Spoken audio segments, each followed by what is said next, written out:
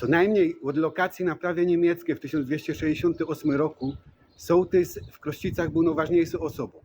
Jakie miał prawa, jakie obowiązki, łoty w dzisiejszym filmie.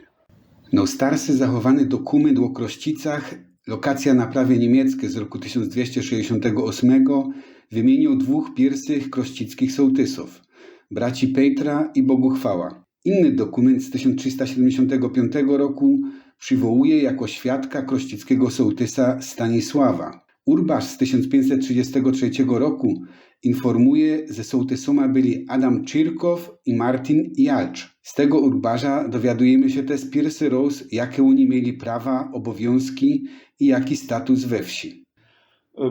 Sie hatten ja die ranghöchste Position in so einem Dorf. Es fällt zunächst einmal auf, dass hier in Kroschitz wie auch in anderen Dörfern dort zwei Scholzen das Amt ausüben. Da gab es verschiedene Versionen, wie das geschah. Zum Teil wird gesagt, sie übten das nebeneinander aus. Zum Teil heißt es, sie haben sich zeitlich abgewechselt. Wir finden darüber hinaus zum Beispiel, dass die zwei Scholzen frei sind. Das heißt, sie mussten eben diese Zinsen oder diese Steuer von 51 Groschen pro Hufe nicht bezahlen. Sie hatten dafür aber andere Pflichten. So war zum Beispiel der Schulze Adam Czirkow verpflichtet, das Wild zu bereiten, und er musste auch mit Briefen nach Schalkowitz gehen. Das ist eine ganz besondere, eine etwas merkwürdige Pflicht, die dann auch 1566 nicht mehr auftaucht. Er und auch der zweite Scholze Martin Jalz waren quasi Briefboten. Mir scheint es hier fast eine frühe Form der Post zu sein. Wichtig ist aber auch, dass zum Beispiel Scholzen das Recht eingeräumt wurde, einen Kretscham, also ein Gasthaus zu halten, Bier zu brauen und zu verkaufen, Fleischbank zu halten, das heißt zu schlachten und Fleisch zu verkaufen.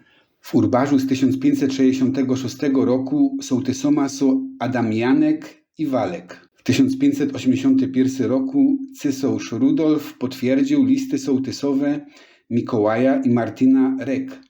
Oba byli też wymienieni jako sołtyse w urbarzu z 1588 roku. Z tych najdawniejszych czasów sprzed wojny 30-letniej więcej krościckich sołtysów nie znamy.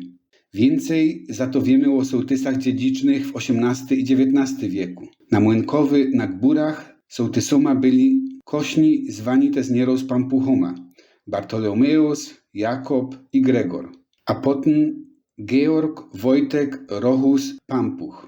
Na drugiej sołtysowni na Złoty Rogu sołtysoma byli Adam Rek, Friedrich Birke, a potem Kokoty, Walentin, Urban i Jakob. Przy okazji robienia filmu o krościckich sztymplach zapytał ich panią doktor Aleksandrę Starczewską-Wojnar o to, jakie dokumenty ci krościccy sołtysi sztymplowali tymi gminnymi pieczęcioma.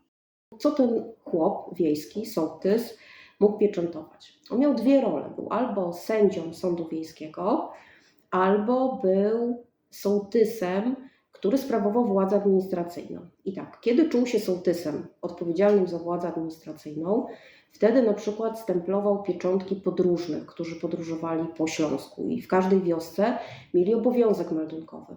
Więc musieli się zgłosić do sołtysa i on do tego paszportu podróżnego przybijał im pieczęć. Druga sprawa to sołtys, jak i dzisiaj, zbierał pewnego rodzaju opłaty. Kiedyś był zobowiązany za podatek rzemieślniczy i pieczętował pobór tego podatku rzemieślniczego w księdze rzemieślniczej. To są te dwie funkcje nadane mu przez państwo, w których administracyjnie był odpowiedzialny przystawić pieczęć. A druga, kiedy był sędzią wiejskim. Ależ jaki to był sędzia wiejski? No taki sędzia wiejski, który najczęściej nie potrafił czytać i pisać. Więc miał do tego swojego pisarza sądowego, który mu pomagał i który troszkę więcej znał przepisy niż sam sołtys. A kim był znowu ten pisarz? Ten pisarz to najczęściej był po prostu wiejski nauczyciel, który też doskonale znał ludzi mieszkających na wsi. Więc to był taki wiejski sąd, gdzie wszyscy się znali, wszyscy wiedzieli, o co chodzi i mogli rozstrzygać tylko o takich drobnych kwestiach, w których pan władający wsią nie miał czasu się nimi zająć. No i w tych zwykłych czynnościach sądu wiejskiego sołtys był zobowiązany potwierdzać testamenty osób, które były na łożu śmierci. Czyli jeżeli nie mógł przyjechać prawdziwy sędzia zawodowy, który miał wiedzę prawną, to wtedy delegowany był sędzia wiejski, sołtys. I on pojawiał się przy łożu śmierci razem z pisarzem i spisywali taki testament osoby, która miała zaraz się pożegnać z życiem, i pieczętował go, potwierdzał, czasami 3 krzyżykami, bo nie potrafił się podpisać, ale podpisywał się do tego pisarz wiejski i pieczętował kopertę. W roku 1875 urząd sołtysa dziedzicznego zniesiono i zastąpiono go urzędy Gemeindevorsteher. O tych nowych, wybieranych sołtysach opowiemy w innym filmie.